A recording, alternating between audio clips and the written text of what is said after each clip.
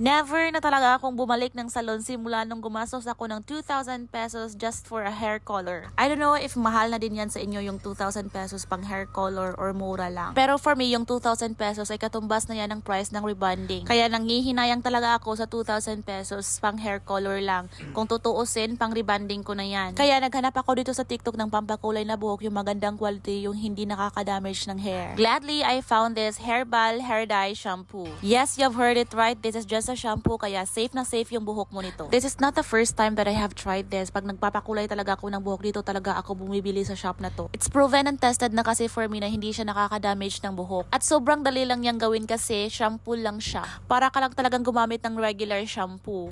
Pag bumili ka nito, meron na siyang kasamang dalawang gloves. And this is how it looks like. So for sure, hindi ka na malulugi nito kasi sobrang laki na siya. So first mong gawin, of course, i-ready mo lang yung gloves mo. Press mo lang yung dulo at lalabas na yung pangkulay mo. Dalawa yung lalabas dyan, yung white at saka yung chestnut brown. Paghaluin mo lang yung dalawa at saka pwede mo na yung i-apply sa buhok mo. Ang nagustuhan ko din sa brand na to ay sobrang dali lang yung matanggal pag nalagyan yung balat mo at saka hindi siya masakit sa anit. Sa isang bottle na to ay pwede mo siyang magamit ng pang 2 beses or 3 beses. Depende na yan sa'yo. Isa din sa mga nagustuhan ko sa product na to ay hindi matigas yung buhok mo. Yung ibang pangkulay kasi yung after effect niya ay sobrang tigas yung buhok mo. So ayan, tapos na ako dyan. So maghintay ka lang ng 40 minutes to an hour bago mo siya banlawan. In 3, 2, 1, yes, this is the finished product. So yes, as you can see, wala na yung mga puting buhok ko. And yes, ang ganda ng kulay, nakaka-amaze. Base sa experience ko ay tumatagal siya ng 3 to 5 months. Not bad for such an affordable price. So ilalagay ko to sa yellow basket ko. You might wanna check it out and get yours now. Goodbye!